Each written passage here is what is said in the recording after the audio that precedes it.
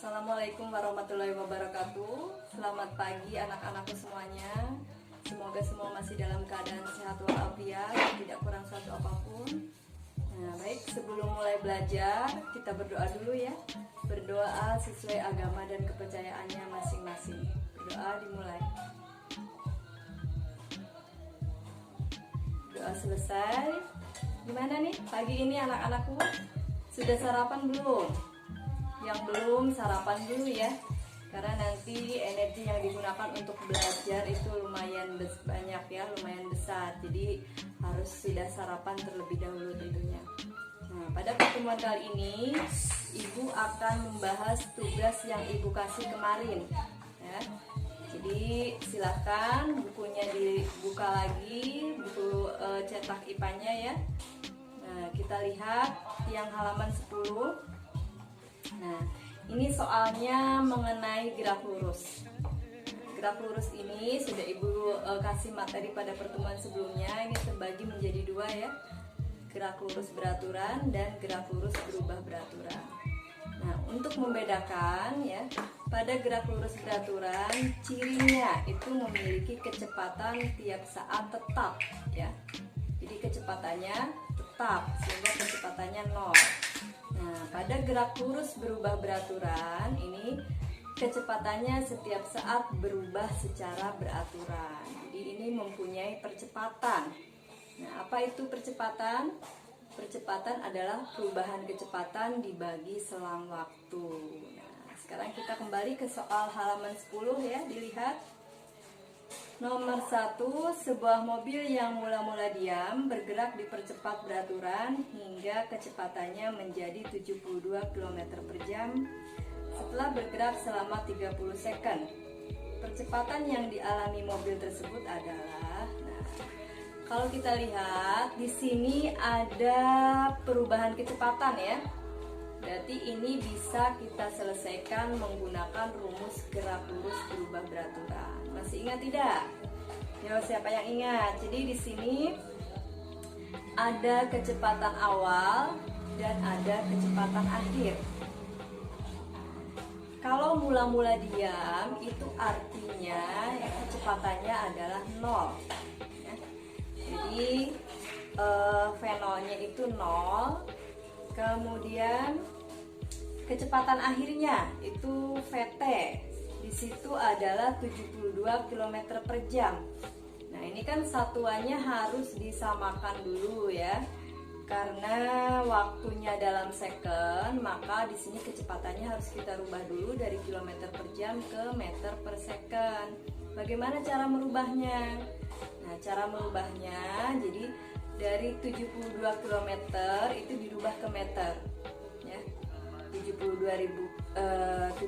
km itu sama aja 72.000 meter ya. Kemudian di sini jamnya juga diganti ke second ya. 1 jam itu berapa second anak-anak? Ya, siapa yang tahu? Jadi 1 jam di sini sama dengan 3.600 second ya. Nah, sehingga kecepatannya menjadi 72.000 dibagi 3.600 ya. Karena tadi kilometernya sudah dirubah ke meter, kemudian jamnya juga dirubah ke second. Nah, jadi kecepatannya bernilai 20 meter per second. Itu adalah kecepatan akhirnya. Kemudian untuk waktu berarti lambangnya T. Di situ waktunya adalah 30 second. Yang ditanyakan adalah percepatan. Nah, tadi percepatan itu adalah perubahan waktu dibagi perubahan kecepatan dibagi selang waktu. Jadi VT dikurangi V0 dibagi T ya. Nah, jadi yang sudah kita konversi tadi 20 meter per second dikurangi 0 dibagi 3 second. Bagi 30 second. Nah, jadi ini hasilnya adalah 2/3 meter per second kuadrat ya. Atau kalau dibuat desimal boleh 2/3 itu berapa? Nah, gimana? Nomor 1 bisa dipahami tidak? Mudah-mudahan bisa dipahami ya. Kita lanjutkan ke nomor 2. Buah kelapa yang sudah tua dan matang jatuh dari pohonnya. Jika percepatan gravitasi 10 meter per second kuadrat, berapakah kecepatan buah kelapa setelah jatuh selama 3 second? Nah, ini yang ditanyakan adalah kecepatan akhir ya. Nah, kalau buah berada di atas pohonnya, berarti itu kan VT-nya itu kan di atas fenolnya 0 kan, karena bendanya diam kan. Jadi fenolnya 0, kemudian dia bergerak jatuh ke bawah. Nah, jadi percepatannya itu sama dengan percepatan gravitasi ya. Sehingga cara mencari VT-nya adalah fenol plus A kali T. Nah, karena A-nya sama dengan percepatannya itu sama dengan percepatan gravitasi, maka mencari VT-nya itu sama dengan fenol plus G kali T. Nah, tadi fenolnya 0, kemudian gravitasinya 10, waktunya 3.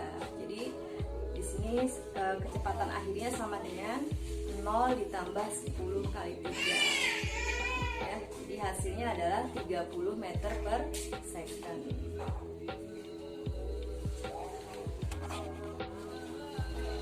Baik, kita lanjutkan untuk tugas berikutnya yang ada di halaman 20 sampai 22. Ini mengenai hukum Newton ya. Hukum Newton itu jadi ada 3, hukum 1 Newton, hukum 2 Newton, dan hukum 3 Newton. Nah, siapa yang masih ingat kemarin bagaimana hukum 1 Newton bunyinya? Jadi hukum 1 Newton ini disebut juga sebagai hukum kelembaman atau hukum kemalasan. Karena apa? Karena mempertahankan keadaan. Jadi jika resultan gaya yang bekerja pada benda sama dengan 0, maka benda yang semula diam akan tetap diam, yang semula bergerak akan tetap bergerak dengan kecepatan tetap. Nah, ini rumusannya hukum 1 Newton itu sigma F sama dengan 0 ya. Berikutnya hukum 2 Newton. Masih ingat tidak bagaimana bunyi hukum 2 Newton? Percepatan yang dialami benda sebanding dengan resultan gaya, searah dengan resultan gaya, dan berbanding terbalik dengan massa benda. Ya. Jadi di sini secara matematisnya dirumuskan A sama dengan sigma F dibagi M. Jadi percepatan itu sebanding dengan resultan gaya, berbanding terbalik dengan massa benda. Itu hukum 2 Newton. Nah, kemudian hukum 3 Newton. Nah, ini disebut juga hukum aksi reaksi ya. Jadi jika benda pertama memberikan aksi, maka benda kedua akan memberikan reaksi yang besarnya sama tetapi arahnya berlawanan. Nah, kemarin juga udah Ibu sampaikan ya contoh aplikasinya. Misalnya bagaimana sih aplikasi hukum 1 Newton? Misalnya kita yang sedang berada di dalam mobil yang sedang melaju ya, terus tiba-tiba direm, itu kan badan akan terdorong ke depan. Nah, kenapa demikian? Karena setiap benda akan cenderung mempertahankan keadaan. Jadi yang semula diam akan tetap diam, yang semula bergerak akan tetap bergerak dengan kelajuan tetap. Nah, kemudian contoh hukum 2 Newton bagaimana? Ini jadi ketika ada gaya yang bekerja pada suatu benda, maka benda akan mengalami percepatan kan. Contohnya misalnya bola yang ditendang itu kan dia akan bergerak kan. Kemudian misalnya apalagi meja yang didorong itu akan bergerak, akan punya kecepatan. Kemudian untuk hukum 3 Newton contohnya ada aksi ada reaksi ya. Jadi ketika kita memberi, misalnya kita dorong tembok, tembok tidak bergerak sama sekali kan, karena apa? Jadi ketika kita memberikan aksi mendorong, maka tembok memberikan reaksi ya. Atau kita sedang berjalan ya, ada aksi reaksi antara kaki dengan lantai ya, sehingga membuat kita bisa berjalan. Itu contohnya. Nah, sekarang di sini halaman 20 ada 10 peristiwa. Nah, di situ kalian harus menyebutkan, menganalisis peristiwa-peristiwa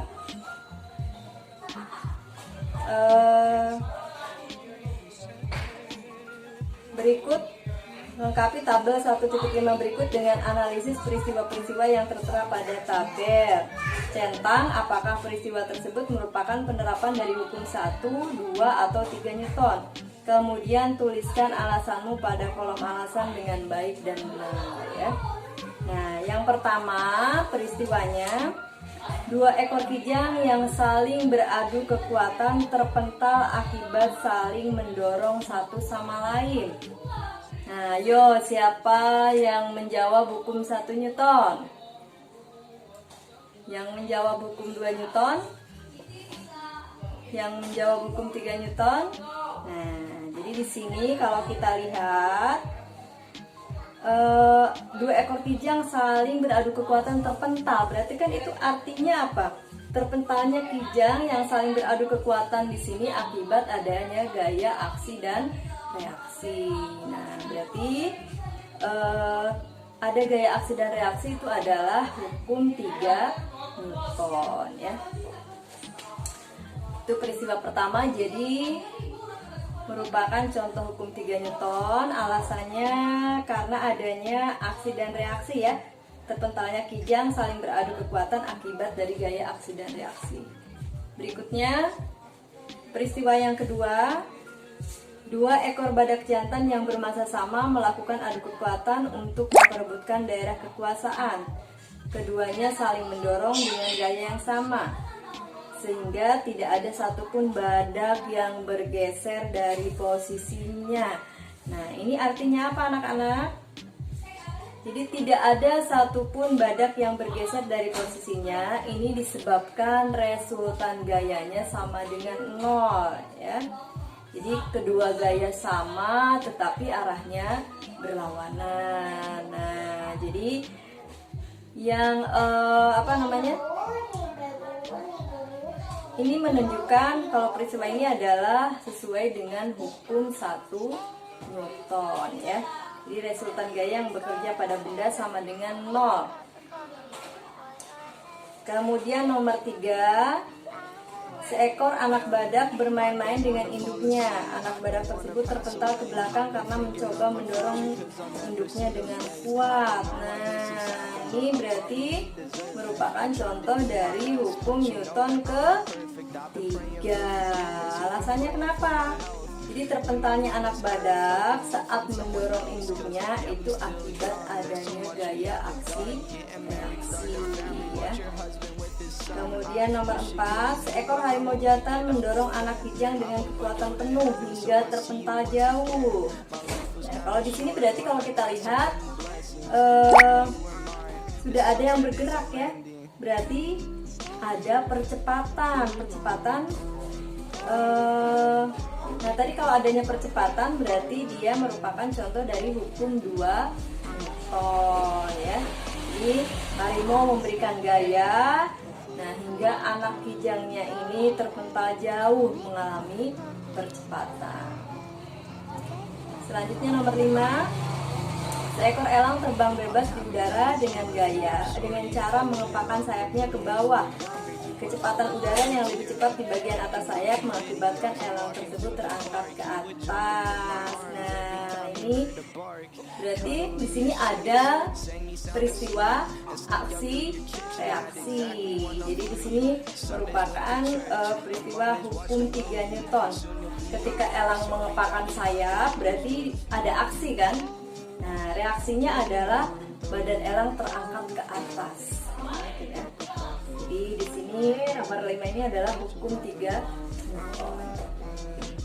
Kemudian nomor 6, seekor gajah betina mendorong anaknya ke sungai untuk minum.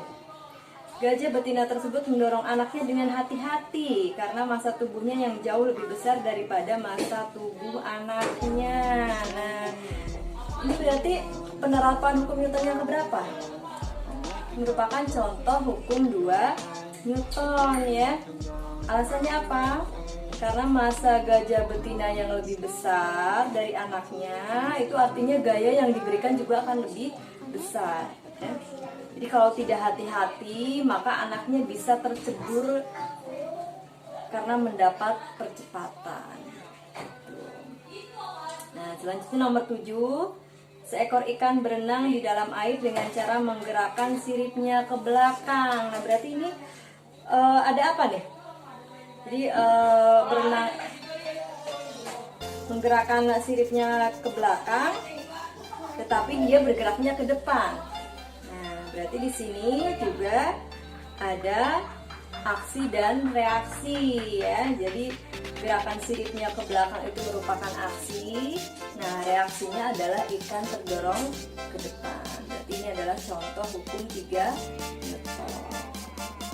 Nah, selanjutnya, seekor jerapah jantan memiliki kepala yang besar untuk menyerang jerapah jantan lainnya saat dewasa. Nah, ini di sini berarti dengan kepala besar tentunya akan memiliki gaya yang besar juga untuk menyerang jerapah lainnya ya.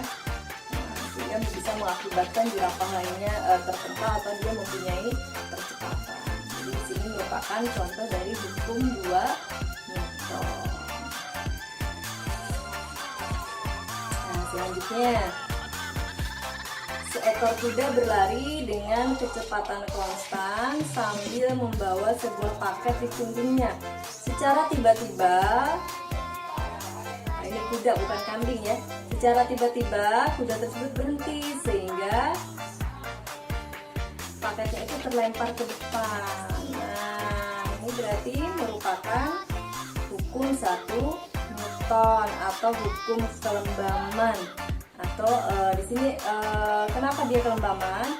Karena paket terlempar ke depan itu karena proses mempertahankan keadaan atau kedudukan semula ya. Kemudian yang nomor 10 juga, seorang joki kuda mengikuti kompetensi final berkuda. Di menit terakhir kuda yang ditungganginya berhenti secara tiba-tiba sehingga si joki terpental ke depan. Sama ya. Jadi ini merupakan contoh hukum 1 Newton. Jadi joki terpental ke depan ini karena proses mempertahankan keadaan. Demikian anak-anak contoh peristiwa dari hukum-hukum Newton ya. Selanjutnya untuk nomor 2-nya, jelaskan penerapan hukum Newton pada kegiatan olahraga seperti basket, golf, senam lantai, sepak bola dan lain-lain. Jadi di sini kita analisis satu persatu ya. Kegiatan olahraga seperti basket, golf, senam lantai, sepak bola dan lain-lain. Jadi mari kita analisis satu persatu. Misalnya untuk hukum 1 Newton, tadi kan dia cenderung mempertahankan keadaan. Nah, di sini pada basket contohnya apa nih yang merupakan penerapan dari hukum 1 Newton? Misalnya dia saat memegang bola di tangan ya cenderung mempertahankan keadaan kan. Kemudian pada golf berarti jadi sesaat sebelum memukul bola. Kemudian kalau pada senam lantai itu gerakan tegak sebelum mulai senam. Kemudian pada sepak bola itu gerakan